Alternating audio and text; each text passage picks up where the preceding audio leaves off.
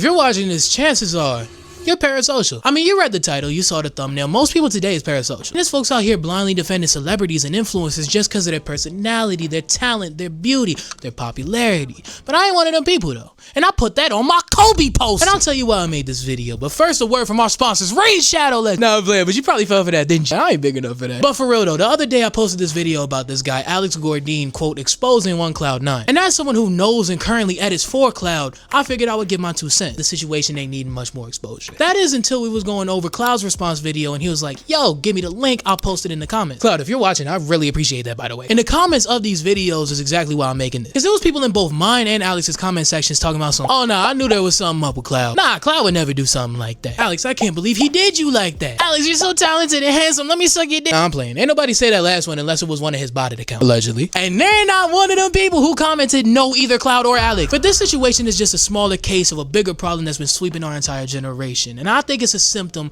of 2 bigger problems. Number 1, people love to argue, and by that I mean people love to be correct. I mean, you can see that everywhere. I mean, look at Kai Cenat's rebrand, general celebrity drama, people who claim they hate billionaires and climate change but yet support Taylor Swift and her private jet that lets out more gas than me after eating Indian food. Yeah, I ain't gonna lie to you, I've had one too many samosas if you can't tell. But my prime example is the Kai Cenat rebrand. See, Kai had every reason to rebrand. I mean, he done literally everything he could as a streamer. And when he rebranded, he was doing things like reading to try and speak better and be a better person. And that's commendable, but people was calling him performative. But I was one of them people that defended him, and I stand on the reasons why I defended him, because I'd rather have little kids looking up to Kai reading and trying to be a better person than him looking at booty and screaming, yeah! I know that ain't all he did, but still. He started doing stuff like recording on a secret channel off of a DS and wearing wired earbuds. Gang, some of the brokest people I know got a pair of AirPods. And then popping out to events, clutching his Vivette notebook like it's the holy grail. And then said fashion brand being produced in a warehouse in the middle of Italy somewhere. So when you put all that in context, it does seem a little performative. The problem is at the start, people was talking definitively, saying things like, oh nah, Kai would never. What you mean Kai would never? He's always been like this. And gang, neither of you know him. And that brings me to problema numero dos. People is desperate, and I mean desperate,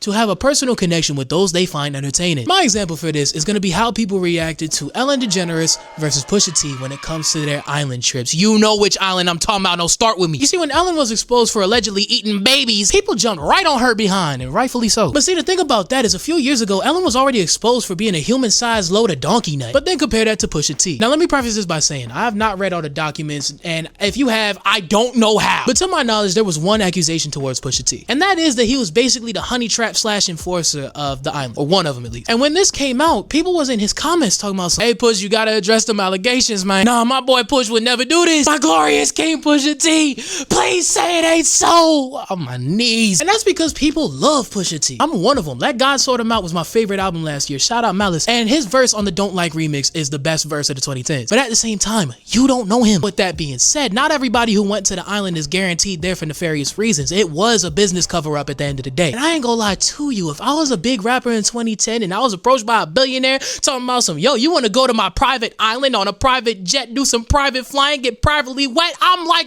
bet. Let me clarify, I would not do that. I don't trust billionaires. I'm a humble servant of God, and I won't defend people just based off of skill and personality. And I'll put that on my Kobe poster. Shouts out to Yo-Yo808 and his browser's account. If you know, you know. And with that being said, there's a third problem. Come on, dog. Rule of threes. You should know this. And that third problem is this very video. See, I'm nobody. And I know that. That ain't to say that's going to be permanent. For all I know, next year I could be shaking hands with SZA and thanking Beyonce for me getting the Grammy. But as of right now, I'm nobody. There's no reason for you to trust a single word I say. Yet you're watching this video. You either agree with me or disagree with me. And to a certain extent, that implies a level of hypocrisy. At the end of the day, we're all people, celebrities and influencers included. We are all fallen creatures in a fallen world, and no amount of comparison can fix that. I mean, if you look at me and all you see is a fat, albeit 6 foot tall, sexy Puerto Rican pop, my brother or sister in Christ, you got a problem. If you look at some kid wearing Vivette, if that's even out yet, that's made in some random Italian warehouse, and all you see is that merch that he or she is wearing, you also got a problem. I mean, it'd be kind of stupid to judge, you know, because like whether you've been parasocial before or not, I know I have, but you definitely got something that's on par with that.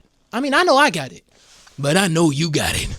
I got it, but I know you got it. So at the end of the day, judge not lest you be judged. Don't look at the speck in your brother's eye if you can't see the log in your own. Yes, being parasocial is an issue, but it's an issue that can be solved. We just gotta work on it together, you feel me? And I put that on my Kobe poster. I was still in love with her, I